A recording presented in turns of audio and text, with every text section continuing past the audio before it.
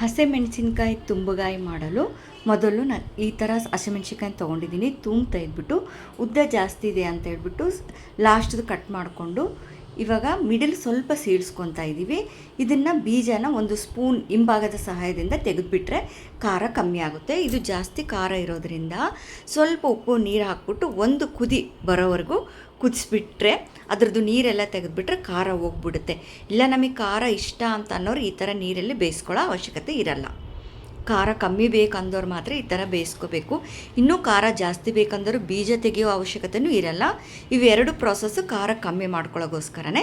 ಇವಾಗ ಇದಕ್ಕೆ ಸ್ಟಫಿಂಗೋಸ್ಕರ ಉರುಗಡ್ಲೆ, ಉಪ್ಪು, ಜೀರಿಗೆ, ಮೊಸರು ಎಲ್ಲವುದನ್ನು ಹಾಕಿ ಚೆನ್ನಾಗಿ ಕಲಿಸ್ಕೊಳ್ಬೇಕು. ಇದು ಸ್ವಲ್ಪ ಗಟ್ಟಿಯಾಗಿಯೇ ಇರಬೇಕು. ಚೂರು ನೀರನ್ನು ಆ್ಯಡ್ ಮಾಡ್ತಾ ಗಟ್ಟಿಗೆ ಕಲಿಸ್ಕೋಬೇಕು. ಒಂದು ನಮಗೆ ಕೈಯಲ್ಲಿ ಮುಟ್ಟಿಗೆ ಬರೋ ಥರ ಕಲಿಸ್ಕೋಬೇಕು. ಈ ಥರ ಗಟ್ಟಿಯಾಗಿ ಮೆತ್ತಗಿತ್ತ ಅಂದ್ರಿಗಿನ ಒಲೆ ಮೇಲೆ ಅಂಟ್ಕೊಳ್ಳೋ ಚಾನ್ಸಸ್ ಇರುತ್ತೆ. ಇವಾಗ ಆ ಹೋಲಲ್ಲಿ ಈ ಉಂಡೆ ಥರ ಮಾಡಿಬಿಟ್ಟು ಅದರೊಳಗೆ ಚೆನ್ನಾಗಿ ಸ್ಟಫಿಂಗ್ ಮಾಡ್ಕೋಬೇಕು. ಯಾವ ಮೆಣಸಿನ್ಕಾಯಿ ಆದರೂ ಯೂಸ್ ಮಾಡ್ಕೋಬೋದು. ಈ ಥರ ಎಲ್ಲ ಸ್ಟಫಿಂಗ್ ಮಾಡಿಕೊಂಡ್ರೆ ಅದ್ರ ತುಂಬ ಚೆನ್ನಾಗಿರುತ್ತೆ ಟೇಸ್ಟು. ನಿಮಗೆ ಕಮ್ಮಿ ಬೇಕಂದ್ರೆ ಕಮ್ಮಿ ತುಂಬ್ಕೋಬೋದು, ಜಾಸ್ತಿ ಬೇಕಂದರೆ ಜಾಸ್ತಿ ತುಂಬ್ಕೋಬೋದು.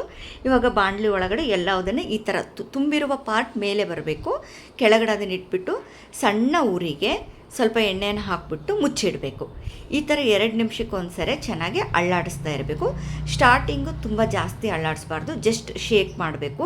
ಇಲ್ಲಾಂದ್ರೆ ಅದು ಹೊರಗಿರೋ ಪುಡಿ ಹೊರಗಡೆ ಬರೋ ಚಾನ್ಸಸ್ ಇರುತ್ತೆ. ಆ ಥರ ಮತ್ತೆ ಮುಚ್ಚಿಬಿಟ್ಟು ಸಣ್ಣ ಉರಿನೇ ಇರಬೇಕು.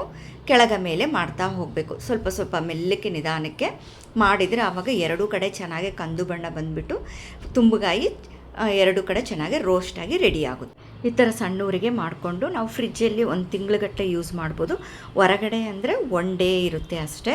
ಇಲ್ಲ ಅದು ಅದರಲ್ಲೆಲ್ಲ ಹಸಿ ಇರುತ್ತಲ್ವ, ಅದು ಬೇಗ ಕೆಟ್ಟೋಗ್ಬಿಡುತ್ತೆ. ಸೊ ಫ್ರಿಜ್ಜಲ್ಲಿ ಇರುತ್ತೆ. ರೆಡಿ ಟು ಈಟ್ ಹಸಿಮೆಣ್ಸಿನ್ಕಾಯಿ ತುಂಬಗಾಯಿ.